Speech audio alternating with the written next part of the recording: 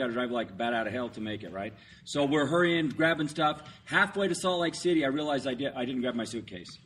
So we call back to her mom, our room's upstairs, and to have her please come get it, bring it downstairs, get in her car, head to Salt Lake. We'll turn around, save lots of time. So that's the plan. I get a phone call. And now imagine my wife listening to this. Hello? Yeah? What? How big a hole? Where? In the wall? Are you serious? And Peggy's, what's going on? What's going on? Nothing. Your mom fell down the stairs with the suitcase, and she put a big hole in the wall with her head. So how big is the hole? My wife was so pissed off.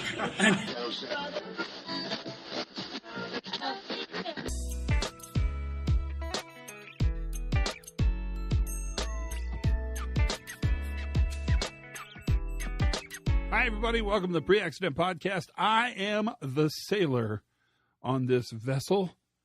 I am the able-bodied sailor on this vessel. I will take you on a ride, and you're going to love the ride today because today is a little glimpse, excerpts, if you will. That's a fun word to say, excerpts, of the big discussion. And I think this one's especially great.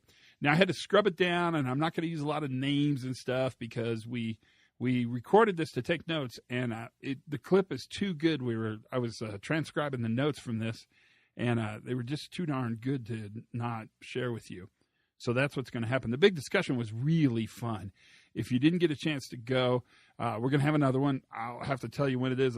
I don't even know if the date is set yet. In fact, I'm pretty certain it's not, which is par for the course for me to talk about it and not have a date. But I wanted you to hear kind of how it happened and what took place. And this is a really good little overview of kind of the briefings that happened between topics. We would take these big topics that the class determined. They picked the topics, which was great. And then they would talk about them. And then in this case, myself and Shane Bush would comment on them. And that usually led to further discussion, which was a really great way to spend some time together, especially since when we did it in Denver, the day we did it was a gigantic snowstorm.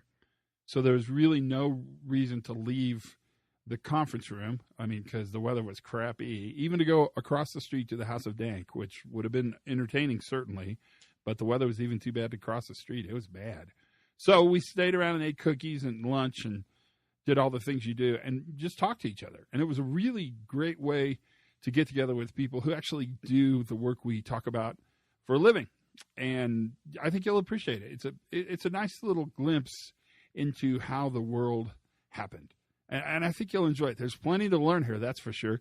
Shane and I had a great time. The class was amazing, and that's because you guys are amazing. All of you are amazing. If you listen to this podcast, you clearly qualify as an amazing human being. Okay, that's already out of the chute. And it was just a really nice time to get together. So fun was had by all. Other than that, here we go. Right? We're zooming in to make the world a better place, slowly but surely. And that is how life happens, I guess. Let's set the tone for this. Let's get into this. And here's what happened. We had a whole series of questions. And the question you're going to hear in this elongated discussion is around the choice between using learning or using discipline as a management response to some kind of failure. So you've heard me talk about this a bunch. I mean, I think my information is probably out there in the world. This topic was dutifully taken on by a group of 7 or so people who do this work for a living. And you'll hear what they had to say to the rest of the big discussion on this topic specifically. Here it is. Discipline or learning? You choose. Now, the moment you've all been waiting for. Okay, question 21 said, what criteria, if any, should be met before choosing disciplinary action against an employee? How should decisions about culpability be made? And from our experience, what other guidance do we offer on the topic? So we reframe that basically very simply. When is discipline appropriate? And what do we lose when we do it? And what do we enable when we don't? So we all around the table had some examples to toss around, and you'll get to hear some of those specifics in a second. But we discussed the black and white philosophy around you can either discipline or you can learn.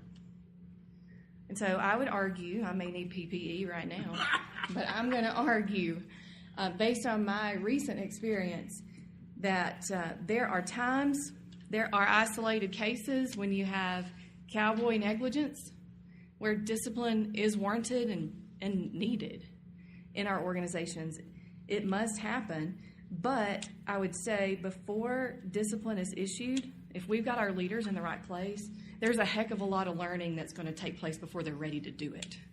So if our leaders are positioned well and educated well and we have an HP mindset in place, then before we go the discipline route, we're going to have to convince ourselves there's no other alternative. So that's exactly what's happened to us recently. So we're going to look at the system first. Period. We're going to look at the system first. We're going to dig in. We're going to audit. We're going to learn. We're going to see if there was any. We're going to uproot the context, okay? And then, if we do land in and answer the questions, is it an isolated case? Were controls intentionally defeated? And is there a pattern here with this person? If the answer is no, then we don't discipline. We look at the system. If the answer is yes, then we're going to have to, for the good of the organization, issue that discipline. I think what's going to come out of this team is a lot of different opinions.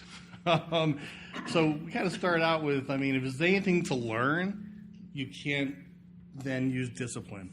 Because once you do that, you're not going to learn. So, okay, you got to decide what type of events you're interested in learning from. People who smoke in the bathroom, I don't care, you can fire them. People who have sex in the parking lot, I don't care, you can fire them. But if something operational happens, someone will learn there. Even if you think someone did something that's horribly odd, a violation, egregious violation. That said, there's one other maybe reason to use discipline. If you're in the middle of an interview, of investigation or a learning team, and somebody you realize is lying, and I say lie, it's not because that person's facts don't match what you think the facts are. Different perspectives, they aren't going to align. But if you have, for example, badge card access information and a video, and the person is clearly not telling the truth, we're done. So that said, the cowboy stuff, the crews that kind of get caught doing something, there's something to learn there, I think. Somehow we hired them. Somehow we let them work for 10 years. And all of a sudden now we're unhappy with their performance. So, anyways. Seems like the other groups may have let the system influence them to a degree, but we were really free will, so I'm not sure this is going to be connected to the question in any certain fashion. But let me just say this, and more so when we first started out, over the last 10 years, there's probably been 15 really fantastic examples of when we initially heard a story and we had to ask ourselves, and sometimes leaders would ask us, is this something you really want to touch? This thing is so hot, so egregious, so obvious that it's not going to have a good outcome and it's going to besmirch the good name of learning. And let me tell you, those were the greatest learning opportunities we've ever had. And only one of those 15 or 16 or 17 have we ended up in discipline. The others, we learned so much about our organization, so much about our processes, so much to a degree that we set people up. And that has had such a huge change with those leaders who were involved to step out there and let the process have an opportunity. So let me start off with that. And then we were having a discussion, and then I kind of threw a turd. Can I say turd? Yeah, in the punch bowl? Yeah. So I threw a turd on the table. And it was to kind of question, well, it sounds like you discipline there. Is that kind of the right answer?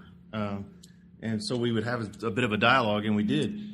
And the important part to me is that it is a struggle. And we still discipline people, but let me tell you, it takes a whole lot longer and a whole lot more blood and a whole lot more sweat and tears out of the management team. We struggle with what to do. And I think that is the right answer. Whatever, we still discipline people. I personally consider that a failure, right? So we've either failed to get the context or we failed on the front end by putting the wrong kind of person in the wrong kind of slot. There's still a system component to even that kind of thing. I kind of like what Cliff had to say. He said we allow discipline when there's nothing to learn. He talked about vices and such, and then we were also given an example of cowboy stone cold idiots on their own. If there's no other context, then okay, maybe we need to remove them before they hurt themselves or others. But we need to go to great lengths to ask, okay, in this case, the union couldn't believe that they were that stupid. Leadership team couldn't believe they would be that egregious.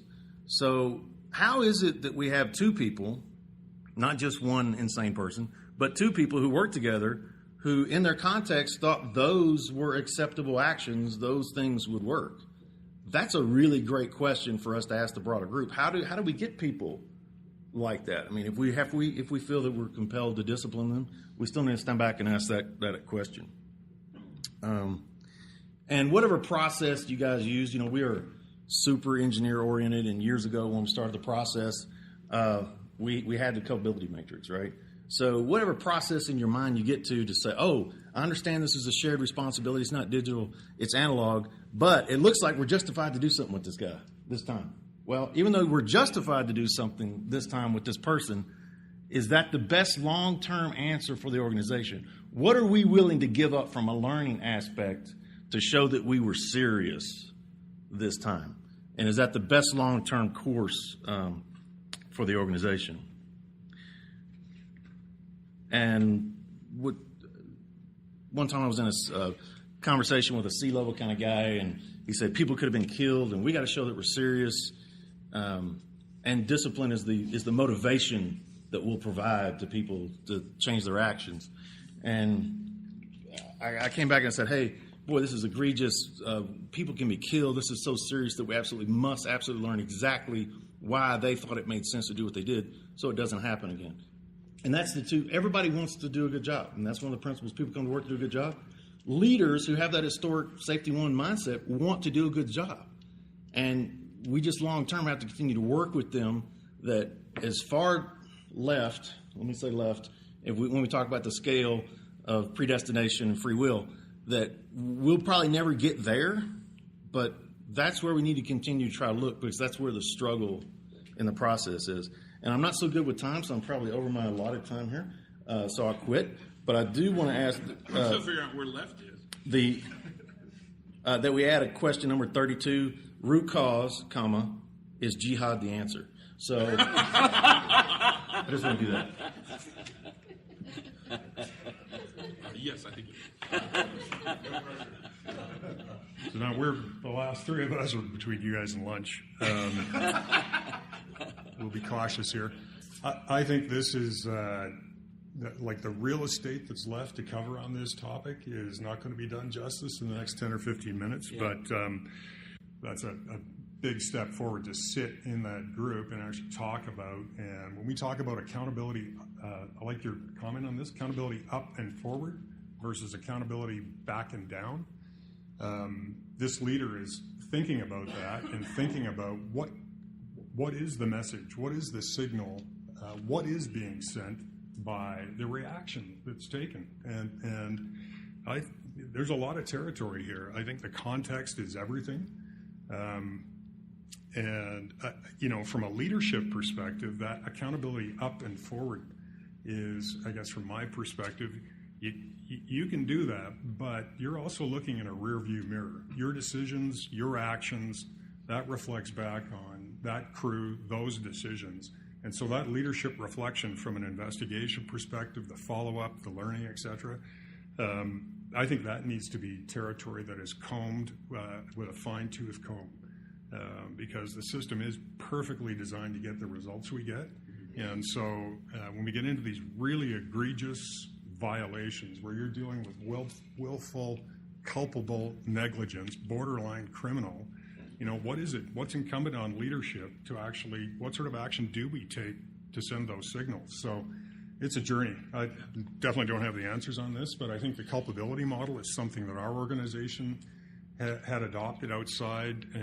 Our organization is a conventional, traditional setting, not from the nuclear side. We use that to put some calibration into the system to help leaders actually make good choices along the way, and I've sort of refined that process over time, and it has made a difference. It's sort of stemmed the tide on the ready, fire, aim scenario to a little more calibration on let's try and get this right the first time. So, and I would add same thing others said. It's a really smart team. I think everyone must have moved from this table to that one. You said you were the only one left, so like lemmings to a problem.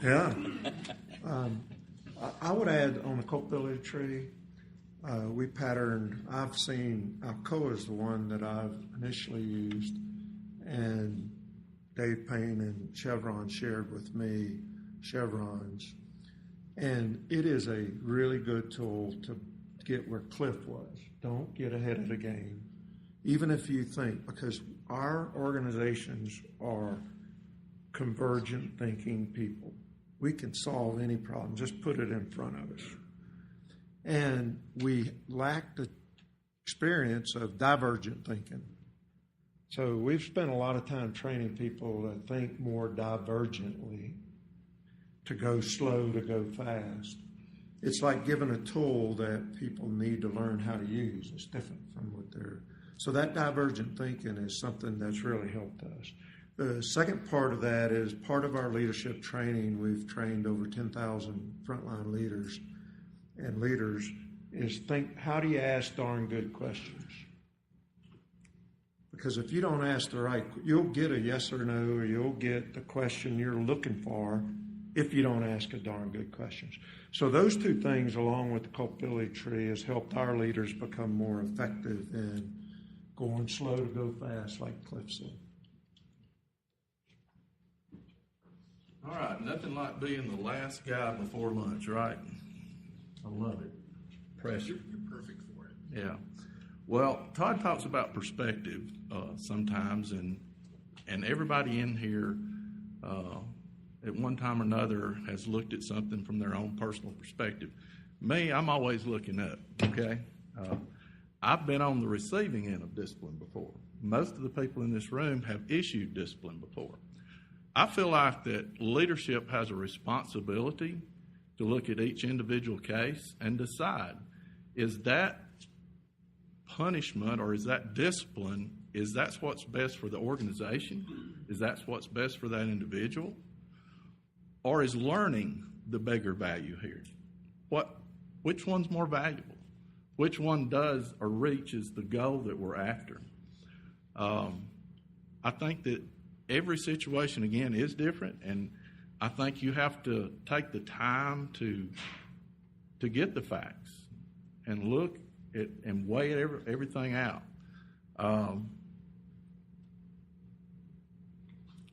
Tony Macharo, you said he said something. Is it a sin? Well, I would just say, for him who knows to do good and doesn't do it, to him it's sin. And I guess I'll leave it at that. No, I think that's a good place to leave it.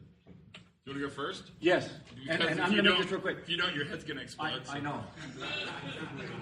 and I don't expect any comments. In fact, I'd ask you not to comment until after lunch, because I'm just going to throw out two things for you to think of during lunch, and then we'll get into it afterward. So one of the criteria, whenever I'm faced with this decision, what do? The first question I think we should decide is, was the incident or the error or whatever they did related to meeting the mission of the organization? I think you need to decide that right off the bat. Now, what do I mean by that? We had an employee at the Idaho National Lab. Now, we're 890 square miles, so we're big. Had an employee at the Idaho National Lab, brought a 68 Camaro, blowing 350 in a 4-speed Muncie, decided to show his buddy at lunch what he'd built. So at lunch, he took off, and when he ran the stop sign, he was doing about 140 or 120. Now, he didn't mean to run the stop sign. It was an error. So, what would you do with that employee, and did it have anything to do with meeting the mission of the organization? Don't answer that, just think about it. I'm going to answer your question after a month. We had another employee driving a water truck out to a job site, ran a stop sign, had an accident. Would you all agree it was the same error? He ran a stop sign. Well, what is so significantly different? So I will address that after lunch, because I got a lot to say about that. And I would just say one thing before lunch, just to kind of cap it off. I've spent a lot of my life in this discussion with lots of people who wear suits. And here's what I'll tell you. The organizations that push hardest for discipline, I almost always find have the worst performance management systems. And what they've done over time is use safety to manage bad performance. Right? And so the first question I'd ask you in your organization is, if discipline is a struggle, do you have a robust performance management? Do leaders have hard conversations with workers around performance issues? And I almost can guarantee you the answer is going to be, if your organization is struggling with discipline, is that your performance management system sucks. The last thing I'll say, and I think you said it better than I could say it. Normally you're over there, but now you're over here. Is, to me, the test is what does the organization need from this event? And that test is so rich. And it goes right back to something Kurt coined, or IP coined, but I first heard from Kurt. That's deliberate improvement. And if the organization, what do we need from, what do we want from this? Do we want to get better, or do we want to get even? So, and I promise you, if they're smoking in the bathroom, I'm with Cliff. I don't know. It seems like an easy rule. Don't do it. See you later. Work someplace else, right? So that's how question one worked. Pretty nice, huh? I thought you'd like it. It's a really great way to build upon and chunk information and move it carefully. Let's listen to another one. And this time, let's listen to the topic on the delineation between human performance, HOP they call it, and safety differently. Where do they align? Where don't they align? Complete different group, still talking about learning, still talking about moving on. Listen carefully to this topic as well. Y'all ready? Interface between HOP and safety 2, right? Or whatever, however you form the question. We actually didn't change the question. Oh, nice. But what we did do is we had to define what safety 2 is. So, Dave, you want to help us define what safety 2 is? Good luck. Who's got a diagram? I got set up for this. Wow. So, we think back to what we've seen the whole Nagel diagram where you have the basic bell curve, right? And on one small corner is everything colored in red. That'll be hard for me to see. And that's where all the events happen. That's safety one, and that's all anybody ever looks at. And then you say, well, let's look at what goes right. So I'm look at the rest of the bell curve, and that's where you look at those things that back to barriers that are put in place, those things that never get talked about when the work is done, right? So you think about how does work get done? Work is imagined. And then you got work as planned as that blue line goes all crazy, right? And no one ever talks about that blue line unless something fails. Now all of a sudden you're going back to that little right-hand corner on the bell-shaped curve. So what we're trying to do is say use human organizational performance, how the organization helps set you up to, one, be successful.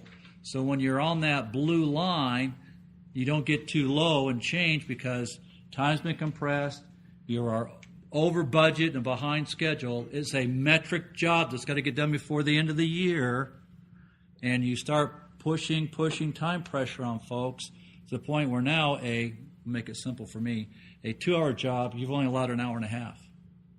So now you're forcing people into the situation where they're more likely to slide into that red zone, right?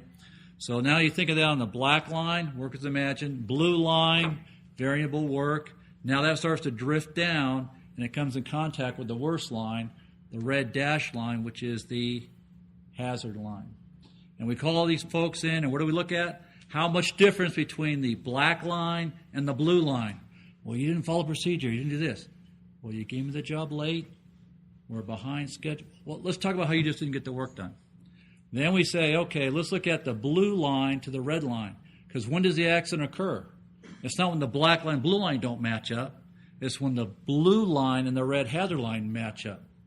We got to figure out what they're actually doing, what barriers now were not there that had that blue line and red dash line meet. So the idea of HOP, organizational performance, looking at how the organization helps set the people up for success, you got to go look and see when success happens so you can ensure those barriers stay in place, or if they start to fail, start to get weakened, that you can shore them back up. Yeah, perfect. All yours. So part of it, we were talking a little bit ago, is it's HOP is probably the overarching program or process that you have, and that the safety to or safety differently would almost be your metric, if you will, of what normal looks like, and then the gap between the hazard and what normal looks like, and fixing that gap or maintaining the above the black line, pulling the correct levers in order to be successful or see what success looks like on a normal day. Success and failure probably look very closely to the same for the most part. Yeah. They look a lot alike until they're not at the very end, until the outcome is not what somebody didn't want to have happen. Sure. All right. So to kind of finish up, the things that we also discussed and things that I got out of it is, with the safety 2 approach, so how do we merge that? We want to leverage off it and show that it allowed us to get to this next step. So we don't want to break down everything that we've already done. We want to build upon that. Otherwise, we kind of lose credibility with all of our safety efforts when we keep saying, well, what we've done is wrong. We're going to try something new. What we've done is wrong. We're going to try something new, instead of going, hey, what we did was good. It got us to this point. Now we've learned some more things, and we're going to leverage upon the things that we've learned, and we're going to take it to the next level. So with safety 2, identifying those gaps or deltas, if you will, between the blue line and the black line, positive and negative. A delta doesn't have to necessarily associate delta often with negative connotations, but it can also be a positive delta where the workers, based upon their experience and circumstances, are doing things safer. They adapt and they actually do things better than what the procedures, or if you will, the black line had anticipated. So when we see that, we want to learn from that equally as well, so we can then take those things that they've learned, the things that they do, and apply them systematically as we move forward. And equally important for the negative deltas, if you will, for when real work is not performed to the same level or doesn't provide the same level of control from the hazards that we've anticipated, we learn from that, understand the context, and find out what happens. So with safety 2, probably looking more at the individual. Now with the HOP, looking at the organization, the systems that we have in place. So how can we improve the systems so that the individual can be more successful? And that's what we have. Comments or questions? What do you think? So I would say something to really affirm what Dave said. One of the most important uses of that asymptotic curve when you talk to your organization is the fact that you can show this dramatic progress from the safety 1 effort. And I think building a bridge from old to new while reinforcing what we've done as a foundation upon which we can build this new thinking becomes a really, really important tool socially and psychologically. Because what you're saying is everything that we've done in the past is not wrong. It's that if we continue to do the same thing, our system is saturated. And it's saturated with the traditional approach to managing safety 1 stuff. That what we have to do is keep the safety 1 as a part of it, but actually drive towards the new approach, the safety 2 part. You want to add to that? Yeah, I actually have already made comments on this, so I'll keep it short. But like I said, when anybody comes to me and says, oh, is this a new flavor of the month and all that, same thing Todd said. Just make sure they realize this is all part of a journey, and at the time, that was appropriate, and let's not lose that. Let's add to that. For example, VPP. How many of you are VPP sites? Only a couple of people. Management, leadership, employee involvement, right? We pound that drum, pound that drum, pound that drum. Well, if you've already got that foundation, you're going to have a lot easier transitioning to this than if you didn't have that foundation. So that's how I would explain it to people is take the nuggets, just like you said, take the nuggets of what you've already done and then build them. And that, my friends, was your excerpt from the big discussion. 2 full answers, all before lunch. A lot of lunch pressure. You can't stop the pressure of lunch. I hope you enjoyed it. It was really fun. Thanks for being a part of it if you were there. If you weren't there and you want to be a part of one, come to one. They're really fun. It's nice. I like the agenda freedom, the fact that we don't have to hit to slide 68 at the end of the day. We can talk about stuff as long as we want to talk about stuff. Free will, predeterminism, learning versus punishment, HOP, safety too. All those topics were important. That's our podcast for today. Thanks for listening. Tell your friends, and I'm so glad you're a part of it. Until then, learn something new every single day. Have as much fun as you possibly can, and for goodness sakes, be safe.